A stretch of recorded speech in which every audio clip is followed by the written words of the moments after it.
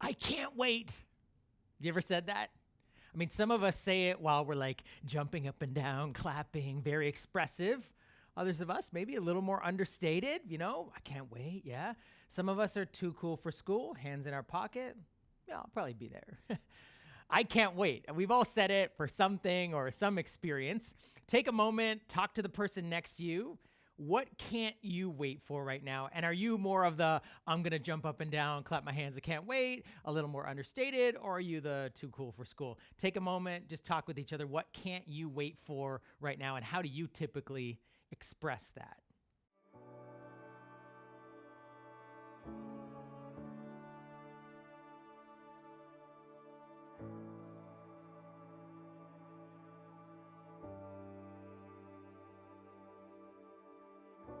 You call me out upon the waters, the great unknown, where feet may fail. And there I find you in the mystery, in oceans deep, my faith will stand.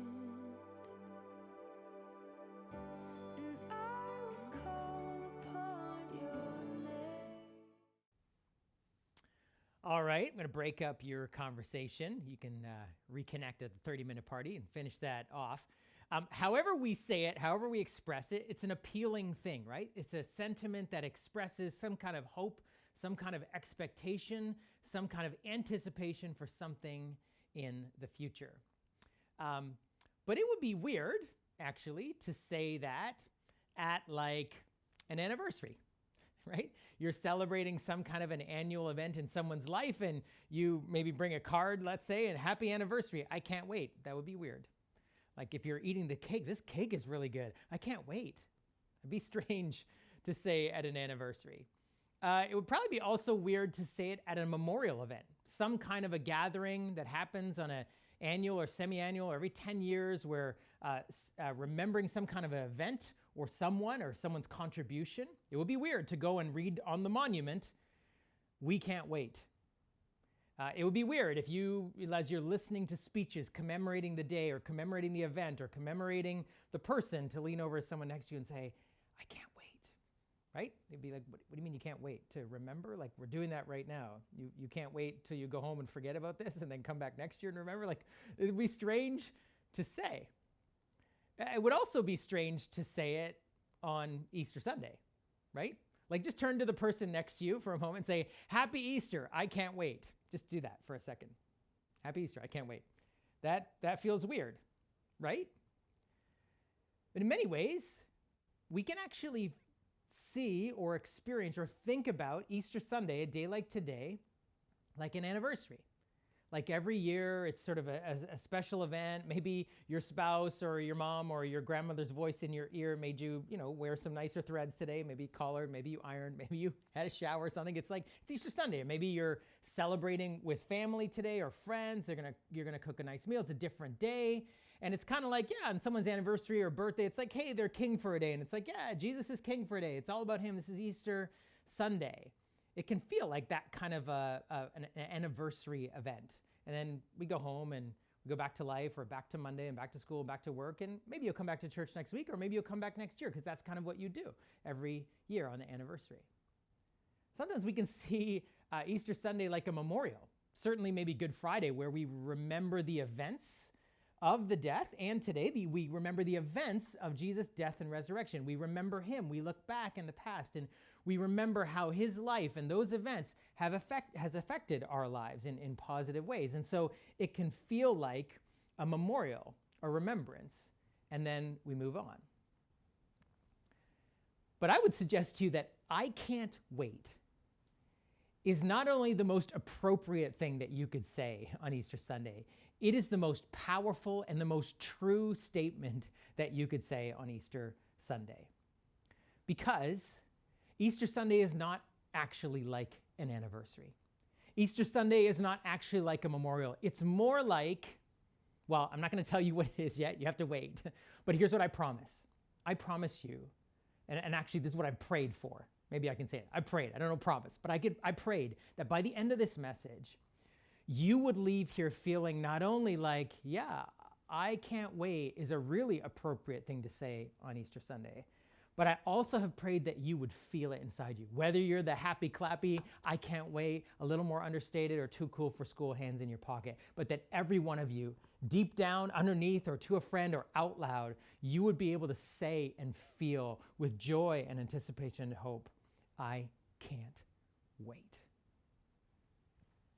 Now, for part of this exploration to get to underneath why this is such an appropriate thing to say, we have to go back to a little history, to the first Easter Sunday. The first Easter Sunday, some of you may know this, some of you may not, but the first Easter Sunday began when a few of Jesus' friends, and eventually several hundred people, saw him in the flesh, walking, talking, praying, eating, hanging out with them, after they had seen him get killed.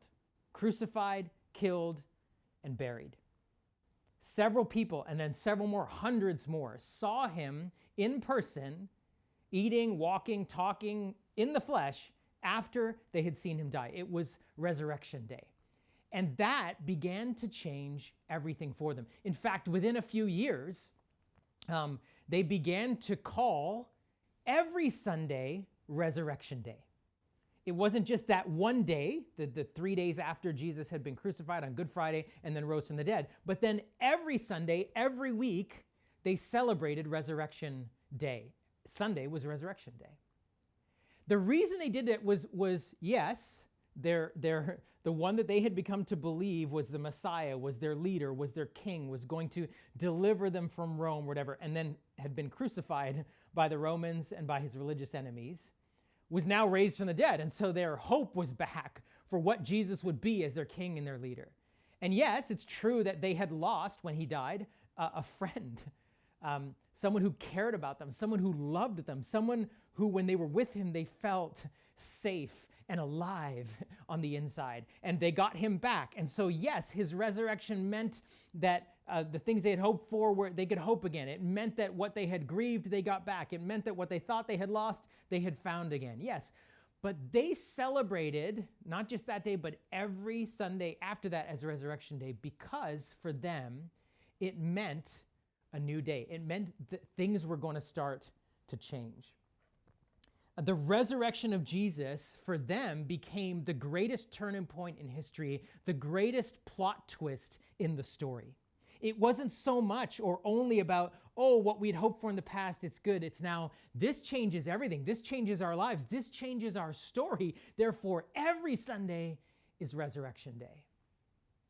And to understand why that this turned the course of history, was the great inflection point in the story, was the great plot twist in their story that began to change not just how they saw the past, but how they saw their present lives and the future. We actually are going to read today from a passage that on one level we look at and think, I don't know what this has to do with Easter Sunday. It's not a passage I think we read very often on Easter Sunday. It's actually jumps from the Jesus story to the end of the story. It's the second last chapter in the entire Bible after over 1,000 chapters.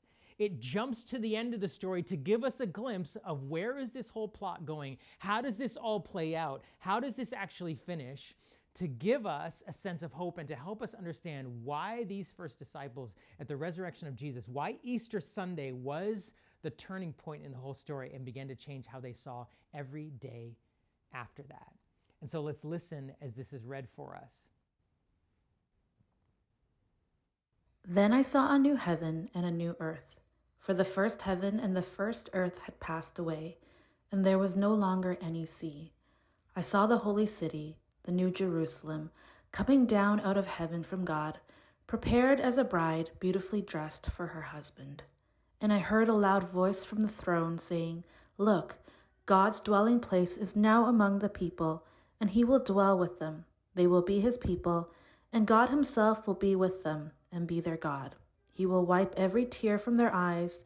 There will be no more death, or mourning, or crying, or pain, for the old order of things has passed away. He who was seated on the throne said, I am making everything new. Then he said, Write this down, for these words are trustworthy and true. At first glance, we might be wondering, what does this have to do with Easter? It occurs, like I said, right at the end of the story, and it's a vision or a picture of where things are heading, or the final resolution or the wrap up to the story. In that sense, it is it gives us a sense of how to make sense of the resurrection and what it actually meant. Because if you just step back and say, what is this passage describing? It's actually talking about the end of one thing, or like it uses the words, the old order of things. Like Revelation, this last thing says that at the end, there will be an end of the old order of things, and not a great collapse and it all just gets absorbed in the supreme consciousness or burned up and that's it and it all just fades to black. It's like, no, it's the end of one thing, the end of an old way of doing or the old order of things, and the beginning of a new order, the beginning of a new world. And this is why this has everything to do with the resurrection of Jesus, because the resurrection of Jesus for his disciples and the writers that started to come afterwards was the signal that the old way things worked was coming to an end and something new was beginning. The resurrection of Jesus was the starting point or the indication, because literally in his body, when he was raised from the dead, his body was different and he had been completely killed. And he said, he promised, I will raise myself from the dead. He was the first sign, the visible symbol of what this passage talks about in Revelation, that the old order of things, everybody dies. The old order of things is gone and a new way of living and a new world is coming. And Jesus was the beginning, the signal that this was starting to happen.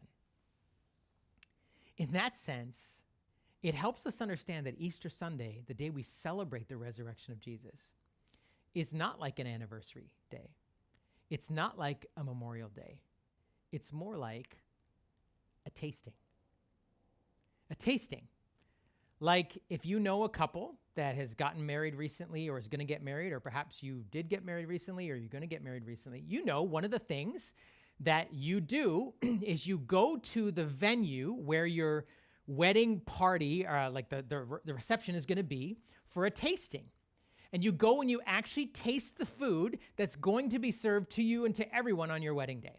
You go, and it's not just the tasting, you go and you see the venue, and you see the chair covers that are going to go, and how this room is going to be transformed into the room of your dreams, and where the DJ is going to be, and you get to see where you're going to enter, and you're going to see where the dance floor is, and you're going to get to see what the lights are going to be like. You might see pictures of other people's weddings, or a little sample of one chair that'll be dressed like this with such and such a bow, or one centerpiece that'll look like this.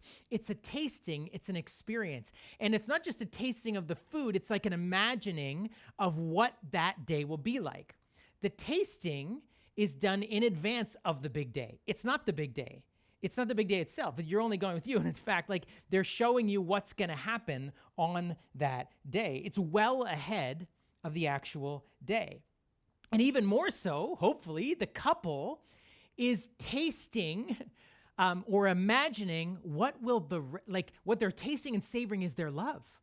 Like this is a day where we two people finally become one, and we will now live in that love and that life for the rest of our lives. It's not just anticipating that day. It's that day is a doorway or a gateway or an entrance into every day after that day. Yes, the wedding day, and then every day after, lifelong love. That's what the couple pledges in their vows. That's what they hope for. That's why they're having the celebration. Everybody's in the room that is meaningful to them and a family and who's been a part of their journey. And it's an anticipation or a taste of what's to come. They can taste it, they can see it, they can imagine it. And what are they going to do, probably, when that couple leaves that venue and they're excited and they're holding hands and they're swinging their arms? What are they going to say when they look at each other? I can't wait. Right? That's what they're going to say. That's totally what they would say, because they just tasted a little bit. It wasn't the day itself. It wasn't the marriage day when they pledged. They're still engaged. They still have to, it's like say goodbye to each other at the end of the night. They still have to, maybe I've done weddings for couples that have been long distance in their engagement. They still have to do phone calls or Zoom calls or say goodbye and not see each other. They're anticipating their union, their forever day that this wedding day is going to be. They walk out hand in hand and they say, I can't wait. The tasting made them long for the day itself, right? They can taste it, the food, and they can picture it. Friends, that's why Easter Sunday, the resurrection of Jesus, is a tasting. It is a tasting of what is to come. And so I want to camp out on this image because what we need to do with Revelation is anticipate, taste, think about what is going to be our forever state. Where is the end of the story going that describes that day and every day after? And what we see in this passage in Revelation, and again, it's a vision, it's a trippy dream that someone saw and then tried to write down that they got from God. And so it's rich with imagery, but it has like personal, communal, and global dimensions to it, all the way through it. It actually is describing relationships at a personal, communal, and global level of love and beauty and joy and peace and unity. It first is like very personal. It's a new life for me personally. It actually describes it as a wedding day. It puts love at the center of where our story is going. It's like this, and the bridegroom is this very personal sense of being loved and receiving the love of God and living in that state, that union of love forever. When it says at the end that God will wipe away every tear from their eye, I can't think of a more beautiful description of how personal the love of God would be, right? Wiping away every tear. That's not just, there'll be no more pain. Wiping away every tear is an individual thing. It's something that parents do with children or lovers do with one another to calm them and comfort them and say, it's going to be okay. There's this personal dimension of love and that the things that have marked our lives, perhaps as individuals, whatever our stories have been, whether it's pain or death or sorrow or tears or loss or grief or hurt, that all of that will be gone. It's a very personal experience of that we're meant to anticipate and look forward to. But it also describes a new life for us as a community. It says not just the bridegroom thing, it says, I saw a new city, a holy city. And we're not meant to think like buildings and land. The New Jerusalem, the holy city, was describing a community. In fact, elsewhere in the New Testament, it describes people who followers of Jesus collectively as living stones, all built together in a house, the house of God. It describes a community. It says God will be with them, will dwell with them. And there's this sense of like in a city is not like a bunch of couches where everyone's sitting around drinking, coconut milk out of coconuts and someone's waving palm branch. I know some of us would like love that or whatever, but you can't do that forever. The city actually describes, a city is bustling with life and industry, art, music, creativity, people. There's a kind of a multi-dimensional aspect to it. It includes work, like good work, like excitement and industry. Like a city describes a teeming, rich, deep, communal life. And it says this is what's going to happen too, without any of the things that normally hurt cities, right? Crime and greed and selfishness and destruction and decay and even buildings falling apart or new things getting old or getting rusty or getting pills on them or getting obsolete. None of that is present in this new community. And then at a global level, it describes a new world for everyone. It's so interesting that one of the commentators said the best way to translate this is when God says, I will be your God and you will be it's actually plural, peoples. It's implying something that Revelation already talked about, that the new world will be a multi-ethnic, multilingual, incredibly diverse but united community and world without war, without racism, without sexism, without ageism, right? Without all of the isms and schisms that fragment tribes and countries in our world. That there will be a united community of people So this is describing this like incredible new world, a new me, me personally, a new us, a new community, and a new world for everyone. To which you might go, well, that sounds great. Is it true? Like, how do we know this isn't just wishful thinking? That would be nice, maybe, maybe not. Well, Revelation actually tells us who is giving this vision. Look what it says. The one who was seated on the throne said, I am making everything new. And then he said to John, who's writing this letter, write this down because all of this is trustworthy and true. The one on the throne says, I am doing this. I am making everything new. Write this down. These words are trustworthy. You can count on them. They're true. It's real. Who's the one on the throne? Well, actually, if you look all the way through Revelation, we're seeing it over and over and over again. It says the one seated on the throne is the slain lamb, which is a reference to the crucified and risen Jesus. It is Jesus himself who says, I'm going to do this. And when you see it at the end, it's, look, I've made everything new for you, for each other, for the world. You can count on it. It's true. How do we know this is true? Because Easter itself looks back to when this same Jesus was made entirely new. When he said, destroy me and I will raise myself again to life, right? That's what he said to his enemies. If you destroy me, I'll be raised to life. It looks back to his whole life where, think about this, not just the resurrection of Jesus, not just the death of Jesus, but the whole life of Jesus. We actually see tastes of what Revelation describes all the way through the life of Jesus, right? Revelation says there will be this place when God is always with us and we are always with God. Well, what was the name given to Jesus when he came first into our world? Emmanuel, which means God with us. Revelation says in the end, there will be no more tears, no more sadness, no more crying, no more mourning, no more death. There will be unity. What do we see in the life of Jesus? Him wiping away tears, him taking away sickness, him casting out demons, setting people free, him raising the dead, him turning people's mourning into joy. Parents who thought they had lost their child being laughing again because their mourning was no more. We see Jesus uniting people around him from different races, uniting genders, working across all of the barriers, the things that separate people. We see in the community of Jesus.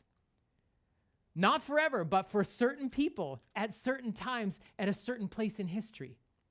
We see the taste through the life of Jesus of what Revelation describes will eventually be for everyone, for all peoples in a permanent state.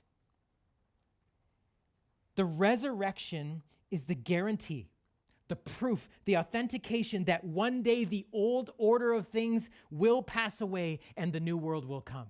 Because we saw it in Jesus in glimpses, in tastes, and his resurrection, what happened to him will happen to every one of us individually, communally, and globally, cosmically, for the whole world. It happened in Jesus for some people at a certain point in time, for a certain period of time. But then it continues on in the church. And the church also continues to experience this as a taste. The church prays for people, and people are healed. Not all the time. But it happens. The church gathers together. We wipe away each other's tears. That's what we do when we care and we comfort each other. The church is this place of a multi-ethnic, multilingual community coming together and experiencing unity despite the differences. The church is this place where we work against the barriers and walls that divide people. The church is this place where you get to experience the dwelling of God. When it says God will dwell with them, he will be their God, they will be his people. The church, we get to experience together what the presence of God feels like. All the time? Permanently? No. It's incomplete. We pray, and sometimes people are healed. We wipe away tears, but they come back. We, at times, are a very unified community. Other times, we're divided. At times we feel the presence of God, like he's right here with us, and other times he feels miles and miles away. It's not finished yet. It's just a taste. And what's so interesting about this picture in Revelation, it describes some things that will be there and some things that won't be there, right? Like it's describing this thing that's so great in terms of what will be there, but also in what things it's going to be great because these other things won't be there. Like we'll get to be in the presence of God and we'll experience peace and love like a bride and bridegroom, city like a bustling, creative, dynamic, industrious life together. But that's what will be there. But what won't be there is pain, sadness, tears, death, and mourning. And here's why this is so important. Because it means that I Can't Wait is a song and words and prayers that we can say to each other and say to God in every season, right? When we're experiencing a taste of what will be there, like I can feel the presence of God sometimes when we worship together or I'm praying with another person. When we experience the love of God being poured into our hearts or the love that's in a community. When we experience the sense of fulfillment in our life's work. When we experience the sense of unity and working with other people, we can say, oh, I can't wait. I can't wait for this to happen over and over and over again. I can't wait for this little taste to become fullness, right? To happen all the time, right? A wedding couple, they only get it for that day. The rest of their life's not going to be, hundreds of people there to celebrate them and hanging out and having people serve food and sitting on these nice chairs. It's only one day, right? But we get to say, yeah, it's a taste now, but one day it will be every day when we're experiencing the things that will be there. But we can also say, I can't wait for what won't be there anymore. I can't wait until this is over. When we're experiencing suffering, pain, loss, tears, mourning, and death, we can also say, I can't wait till this is over. Which means we can always say and sing this. I can't wait can be our song with each other.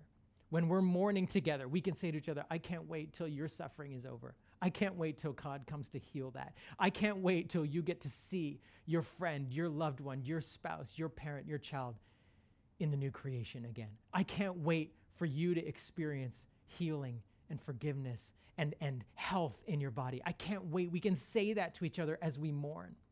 And we can say when we experience a glimpse, a taste, oh, that was so good. I can't wait till that day is every day. It's a song we can sing. And so if that's true, if that's true words that the resurrection of Jesus says is a taste is coming, that every time we experience that as the body of Christ in some way, it's a taste, then I would say, while you wait, right, go to as many tastings as you can. Go to as many tastings as you can, right? Be in as many gatherings with other people who also can't wait to experience the presence of God, to experience the love of God like a bride and a bridegroom, that sense of acceptance and love and vulnerability and joy. Go to as many gatherings as you can where you can pray together, where you can even mourn and carry each other's griefs. This is why it's okay to go and say, okay, even though I wish there was no pain or loss or mourning or death, we can go together into those hard places because we can say, one day I can't wait till this is gone. I can't wait till this is over. Go to as many tastings as you can to experience what it will one day be like in full. Because it's not the wedding day yet. It's not that day and every day yet. It's just a taste. And so that may be just coming back next week. Don't wait another year to come back to church, to come back next week. It may be being involved in a home group or prayer, or just hanging out together, praying for each other through our hard times, comforting each other. It's all a taste where we say together, I can't wait till this is every day. I can't wait till this is no more. See, friends, when we are able to do that together, every time we get a taste, it gives us a hunger for more, and it gives us a hope to hold on until the day that what we can't wait for is finally